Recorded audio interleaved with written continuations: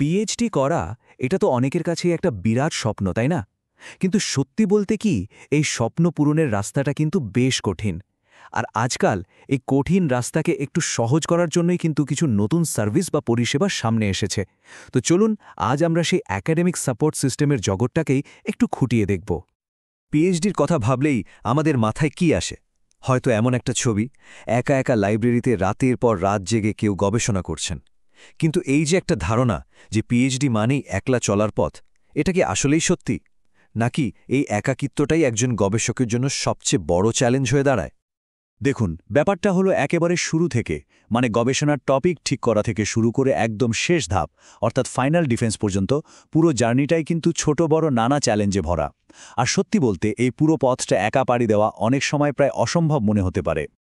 আর যখনই এতগুলো প্রশ্ন, টপিক কি হবে, প্রপোজাল কিভাবে লিখব, ডেটা অ্যানালিসিস, থিসিস লেখা, ভাইভা, এইসব চাপ একসাথে এসে মাথায় চেপে বসে, ঠিক তখনই তো একটা সমাধানের দরকার হয়, তাই না?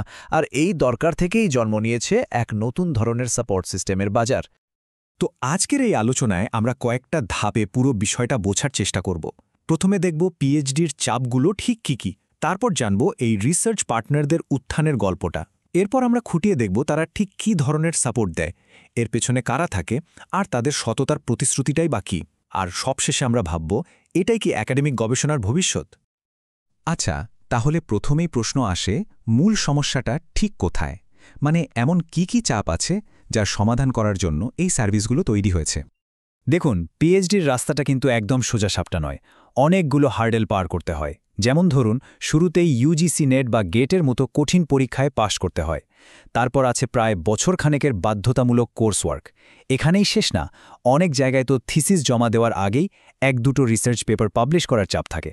আর সবশেষে থিসিস রিভিউ আর ভাইভা তো আছেই। মানে বুঝতেই পারছেন, প্রত্যেকটা ধাপই কিন্তু এক একটা বড়সড় চ্যালেঞ্জ। তো এই যে এতগুলো চ্যালেঞ্জ, এগুলোর কারণেই কিন্তু এমন একটা সাপোর্টের দরকার হয় যা হয়তো বিশ্ববিদ্যালয়ের প্রথাগত কাঠামোর বাইরে থেকে আসবে। আর ঠিক এই প্রয়োজনটা মেটাতেই জন্ম নিয়েছে রিসার্চ পার্টনার বা গবেষণা সহযোগীদের একটা পুরো নতুন ইন্ডাস্ট্রি। সহজ করে বললে, এই কনসালটেন্সিগুলোর ঘোষিত লক্ষ্যটা হলো একজন স্কলারকে একেবারে শুরু থেকে শেষ পর্যন্ত সঙ্গ দেওয়া। মানে ব্যাপারটা শুধু পরামর্শ দেওয়ার মধ্যেই সীমাবদ্ধ নয়, বরং গবেষণা প্রক্রিয়ার প্রত্যেকটা ধাপে অ্যাক্টিভলি সাহায্য করা। কিন্তু এই যে সাহায্য করা বা সাপোর্ট দেওয়া, এটার মানেটা ঠিক কি? আচ্ছা, চলুন এবার একটু ডিটেলে দেখি বাস্তবে এই সাপোর্টটা ঠিক কি ধাপে দেওয়া হয়ে থাকে। সাধারণত এই সার্ভিসগুলো একটা স্ট্যান্ডার্ড পিএইচডি প্রোগ্রামের ধাপগুলোকেই ফলো করে, যেমনটা এখানে দেখা যাচ্ছে। একদম শুরু, মানে টপিক সিলেকশন আর প্রপোজাল তৈরি থেকে শুরু করে, তারপর কোর্সওয়ার্ক আর রিসার্চ মেথোডোলজি, ডেটা কালেকশন ও অ্যানালাইসিস, থিসিস লেখা আর প্ল্যাজারিজম চেক করা, এরপর পাবলিকেশন আর সেমিনারে অংশ নেওয়া, এবং সবশেষে ফাইনাল ডিফেন্স বা ভাইবার প্রস্তুতি। মানে বলতে গেলে প্রতিটা ধাপেই এদের সাপোর্টের ব্যবস্থা থাকে। দেখুন, রিসার্চের একটা খুব জরুরি আর কঠিন অংশ হল ডেটা অ্যানালিসিস। আর সত্যি বলতে এখানেই কিন্তু অনেকে আটকে যান। তাই এদের একটা খুব গুরুত্বপূর্ণ সার্ভিস হল টেকনিক্যাল সাপোর্ট। যেমন ধরুন, সোশ্যাল সায়েন্সের জন্য SPSS বা স্টেটা, আবার সায়েন্টিফিক কাজের জন্য এর মতো সফটওয়্যার, এগুলোতে দক্ষ হতে সাহায্য করা। আর এগুলো তো আধুনিক গবেষণার জন্য এখন মাস্ট। মজার ব্যাপার হলো, কিছু সংস্থা শুধু পথ দেখিয়েই থেমে থাকে না, তারা রীতিমতো একাডেমিক সাকসেসের গ্যারান্টিও দেয়। যেমন তারা বলে যে SCI বা স্কোপাসের মতো টপ টায়ার ইন্ডেক্স জার্নালে পেপার পাবলিশ করতেও সাহায্য করবে। বুঝতেই পারছেন, এটা কিন্তু ইউনিভার্সিটির সাধারণ একাডেমিক সাপোর্ট থেকে অনেকটাই আলাদা একটা ব্যাপার। বেশ, তাহলে এখন প্রশ্ন হল, এই পুরো প্রক্রিয়ার পেছনে কারা কাজ করেন? মানে এই বিশেষজ্ঞরা কারা? আর একজন ক্লায়েন্টের জন্য জার্নিটা ঠিক কেমন হয়? এদের টিমের গঠনটা বেশ ইন্টারেস্টিং। এটা কোনো একক দক্ষতার টিম নয়, বরং একটা মাল্টিডিসিপ্লিনারি টিম। এখানে যেমন পিএইচডিধারী একাডেমিক কনসালট্যান্টরা আছেন, তেমনই আছেন স্ট্যাটিস্টিশিয়ান মানে পরিসংখ্যানবিদ, সাথে আছেন subject matter expert, software engineer, এমনকি এডিটর আর প্রুফ রিডারও। মানে রিসার্চের প্রত্যেকটা দিকের জন্য আলাদা আলাদা স্পেশালিস্ট। একজন ক্লায়েন্টের জন্য পুরো প্রসেসটাও কিন্তু বেশ স্ট্রাকচার্ড। প্রথমে একটা ইনিশিয়াল কনসালটেশন হয়, যেখানে ক্লায়েন্টের প্রয়োজনগুলো বোঝা হয়। সেটার উপর ভিত্তি করে একটা কাস্টমাইজড প্ল্যান বা প্রস্তাবনা দেওয়া হয়। এরপর কাজ শুরু হয় এবং নিয়মিত রিভিউ করা হয়। কাজ শেষ হলে ফাইনাল সাবমিশন, এবং জমা দেওয়ার পরেও যদি কোনো সাপোর্টের প্রয়োজন হয়, সেটাও তারা দিয়ে থাকে। কিন্তু এতখানি সাপোর্ট যখন দেওয়া হচ্ছে, তখন স্বাভাবিকভাবেই একটা খুব জরুরি প্রশ্ন উঠে আসে। আর সেটা হলো একাডেমিক সততা বা ইথিক্সের প্রশ্ন। অবশ্য এই নৈতিকতার প্রশ্নটা নিয়ে কনসালটেন্সিগুলো নিজেরাও বেশ সোচ্চার।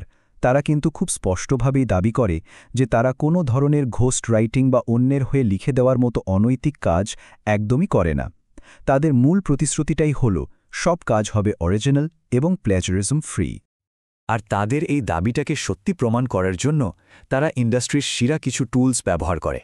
যেমন লেখাটা অরিজিনাল কিনা সেটা চেক করার জন্য টার্নিটিন বা ড্রিলবেট, আর লেখার কোয়ালিটি বা গ্রামার ঠিক করার জন্য গ্রামারলি, পেপার প্যাল বা কুইলবটের মতো সফটওয়্যারও ব্যবহার করা হয়। তাহলে সব মিলিয়ে এই সার্ভিসগুলো নিজেদেরকে ঠিক কিভাবে মার্কেটে তুলে ধরে, মানে তাদের মূল ভ্যালু প্রপোজিশনটা আসলে কি? তাতে সেলস পিচের মূল ভিত্তিটাই হল বিশ্বাসযোগ্যতা আর দক্ষতা। যেমন তারা বলে তাদের 18 বছরেরও বেশি অভিজ্ঞতা আছে, যা তাদের বিশ্বাসযোগ্যতা প্রমাণ করে। তাদের টিমে 50-এর বেশি কনসালট্যান্ট আছেন, যার মানে হল বিভিন্ন বিষয়ে এক্সপার্ট অ্যাডভাইস পাওয়া যাবে।